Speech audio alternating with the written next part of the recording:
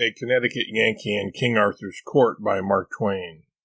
Preface, and a word of explanation.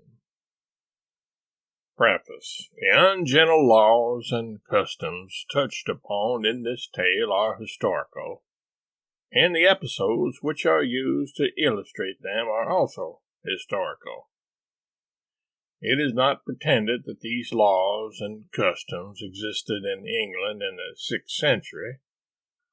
No, it is only pretended that inasmuch as they existed in the English and other civilizations of far later times, it is safe to consider that it is no libel upon the 6th century to suppose them to have been in practice in that day also.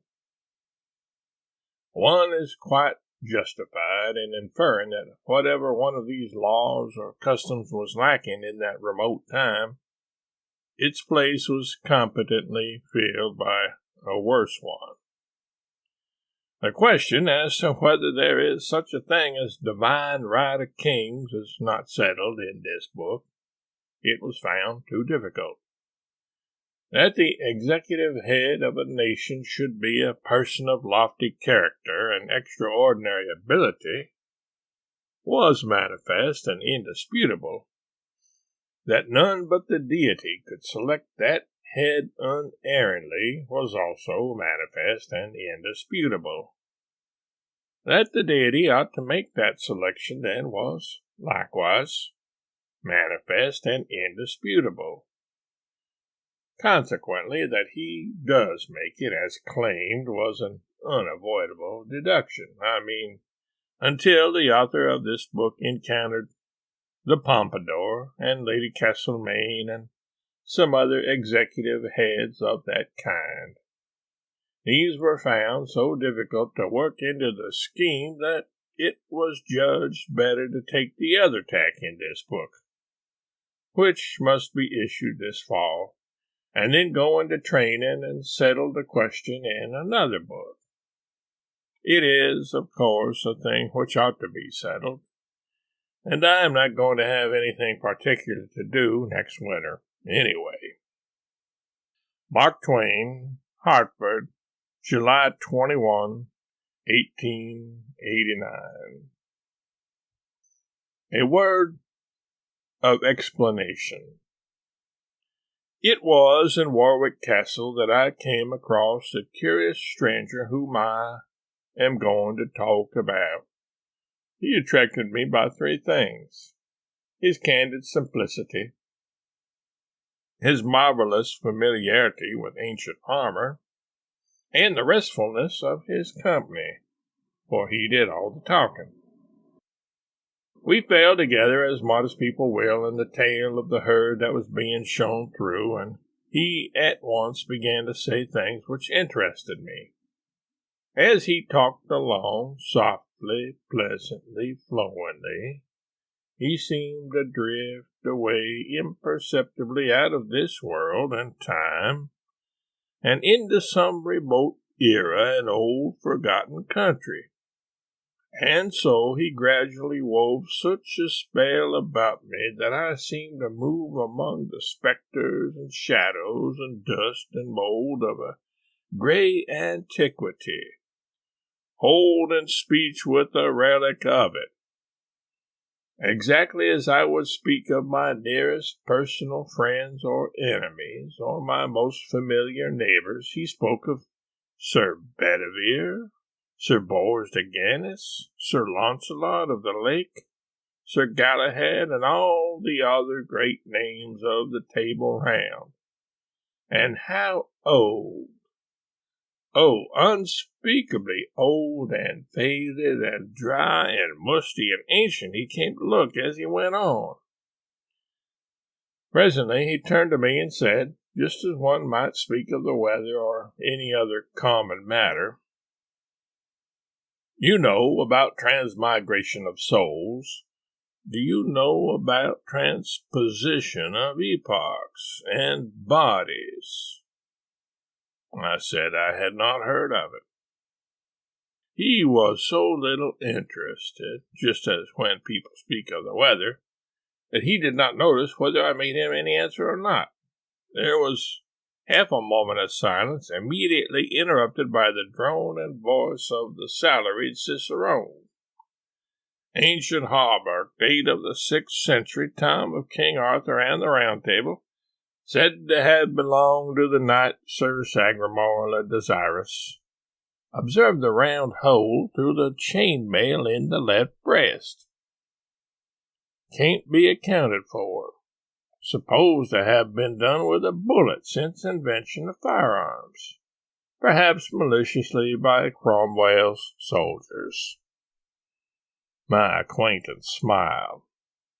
Not a modern smile, but one that must have gone out of general use many, many centuries ago, and muttered, apparently to himself, "Wit ye well, I saw it done." Then, after a pause, added, "I did it myself."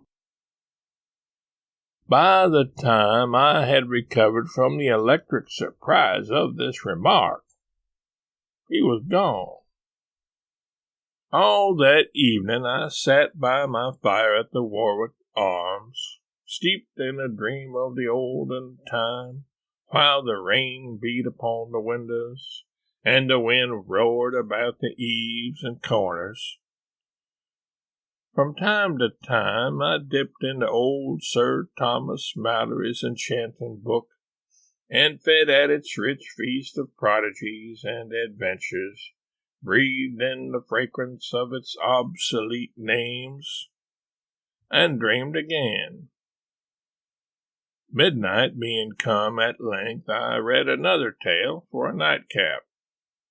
This which here follows, to wit, How Sir Launcelot slew 2 giants, and made a castle free.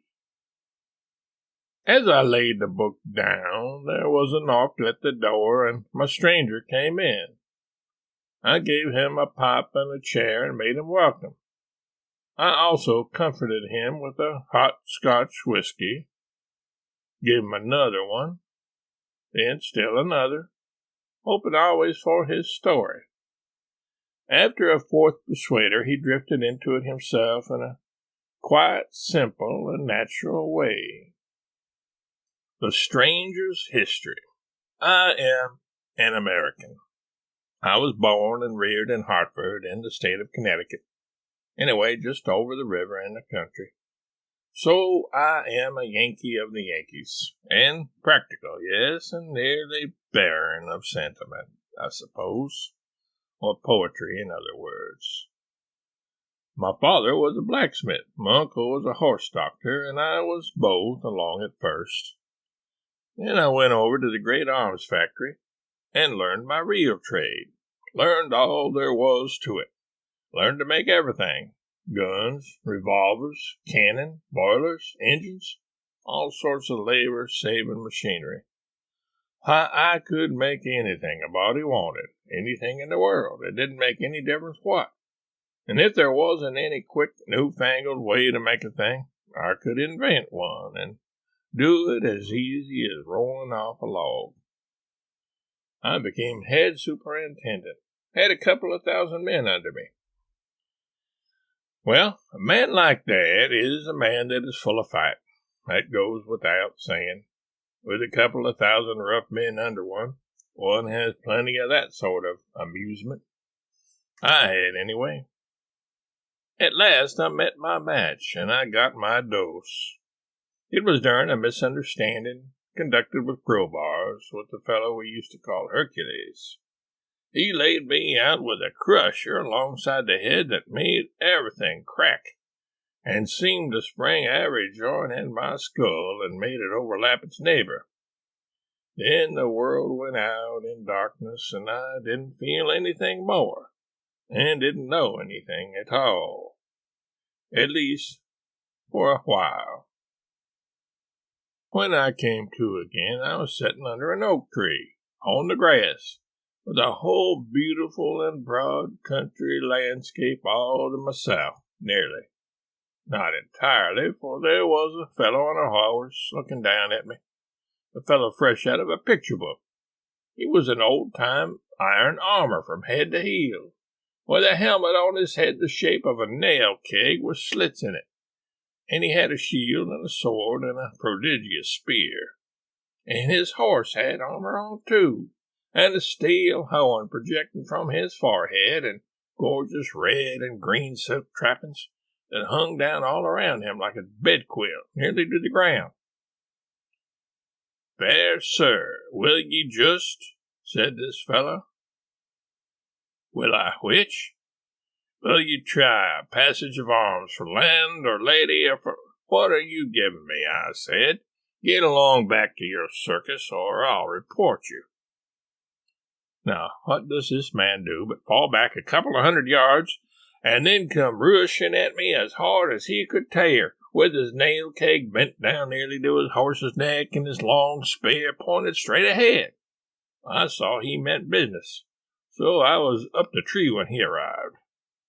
He allowed that I was his property, the captive of his spear. There was argument on his side, and the bulk of the advantage, so I judged it best to humor him. We fixed up an agreement whereby I was to go with him and he was not to hurt me. I came down and we started away, I walking by the side of his horse. We marched comfortably along through glades and over brooks which I could not remember to have seen before, which puzzled me and made me wonder. And yet we did not come to any circus or sign of a circus. So I gave up the idea of a circus and concluded he was from an asylum. But we never came to an asylum. So I was up a stump, as you may say. I asked him how far we were from Hartford. He said he had never heard of the place, which I took to be a lie, but allowed it to go at that. At the end of an hour, we saw a faraway town sleeping in a valley by a winding river, and beyond it on a hill a vast gray fortress with towers and turrets, the first I had ever seen out of a picture. "Bridgeport?" said I, pointing. "Camelot," said he. My stranger had been showing signs of sleepiness. He caught himself nodding now and smiled one of those pathetic, obsolete smiles of his, and said, "I find I can't go on, but come with me. I've got it all written out, and you can read it if you like." In his chamber, he said, "First I kept a journal, then by and by, after years, I took the journal and turned it into a book. How long ago that was!" He handed me his manuscript and pointed out the place where I should begin. "Begin here. I've already told you what goes before." He was steeped in drowsiness by this time.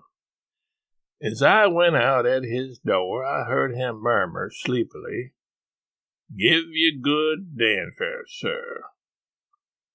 I sat down by my fire and examined my treasure. The first part of it, the great bulk of it, was parchment and yellow with age. I scanned the leaf particularly and saw that it was a palimpsest. Under the old dim writing of the Yankee historian appeared traces of a penmanship which was older and dimmer still. Latin words and sentences, fragments from old monkish legends, evidently. I turned to the place indicated by my stranger and began to read. As follows.